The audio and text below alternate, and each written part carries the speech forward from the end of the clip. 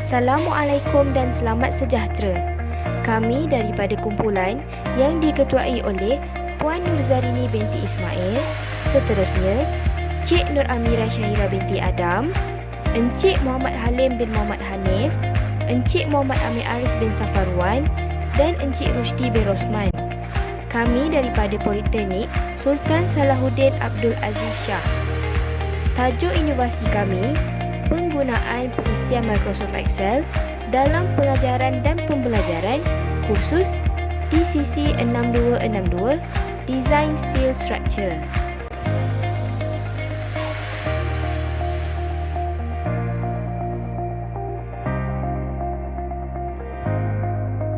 Sebagai pengenalan, e-learning merupakan suatu alat untuk membantu dalam proses pembelajaran yang digunakan sama ada di sekolah maupun di institusi pengajian tinggi.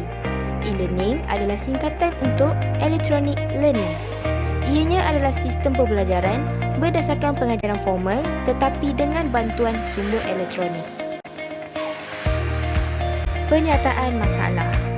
Kajian ini disebabkan oleh tiada kemudahan perisian di Politeknik bagi kursus DCC 6262 Design Steel Structure dalam membuat pengiraan reka bentuk.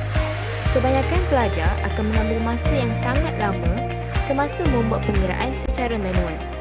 Pelajar akan menggunakan tenaga daya pemikiran yang sangat tinggi. Penggunaan Microsoft Excel ini berfungsi untuk mengolah angka. Ia dijadikan untuk memproses data pengiraan.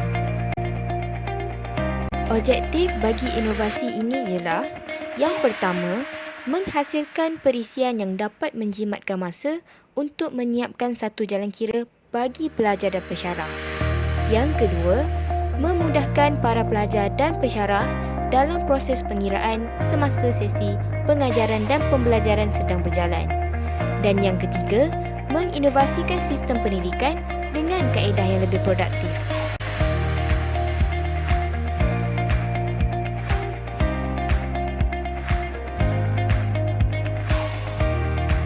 Ini saya akan tunjukkan tata cara penggunaan Microsoft Excel sebagai kaedah pengiraan untuk reka bentuk struktur keduli.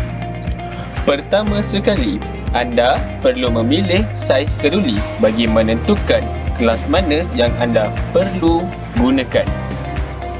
Sebagai contoh, saya menggunakan ukuran 406 darab 140 darab 46. Jadi, reka bentuk keduli saya berada di kelas 1. Anda boleh rujuk contoh 4.1. Masukkan nilai yang diperlukan. Pertama sekali, masukkan nilai GK 5 dan nilai UK 4. Pada ruangan berwarna hijau, anda tidak perlu untuk masukkan apa-apa nilai kerana ia akan calculate secara automatik. Seterusnya, masukkan nilai pada length iaitu 5 dan width of load 2. Sama juga, pada kotak yang berwarna hijau, anda tidak perlu masukkan apa-apa nilai kerana ia akan kira secara automatik.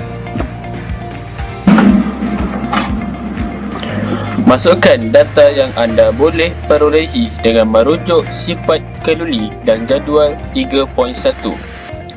Pertama sekali, masukkan nilai WPL 888000 dan nilai FY 275 dan landai M0.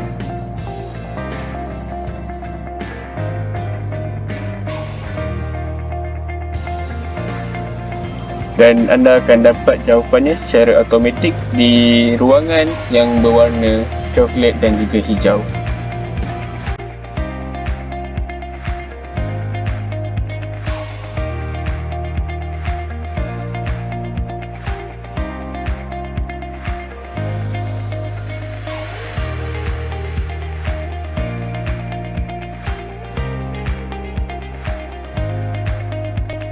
Setelah diberi soal selidik daripada pelajar, respon pelajar terhadap aplikasi yang dibangunkan sangat baik. Pelajar menyatakan sangat setuju terhadap penggunaan Microsoft Excel kerana tidak mengambil masa yang lama dan pembelajaran di sisi 6262 dapat dijalankan dengan berkesan.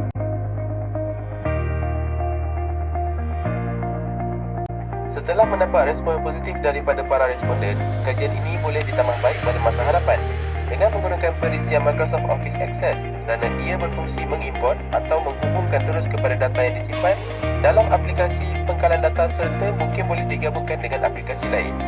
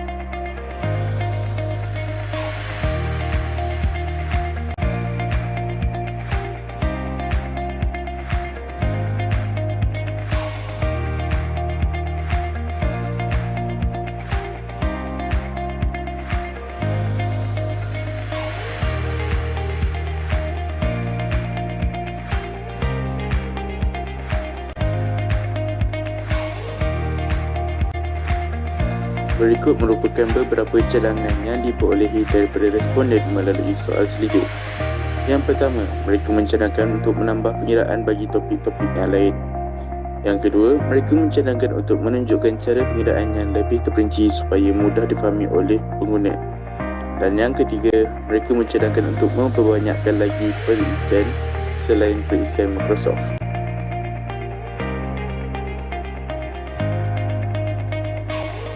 Impak inovasi. Yang pertama, dapat membantu pelajar memahami konsep pengiraan. Setelah pelajar dapat memahami, ia dapat menjimatkan masa ketika membuat pengiraan. Seterusnya, membantu pelajar semasa pembelajaran dalam menghasilkan projek mereka bentuk bangunan struktur kelili satu tingkat. Ia juga dapat ditambah baik dengan menggunakan perisian Microsoft Access.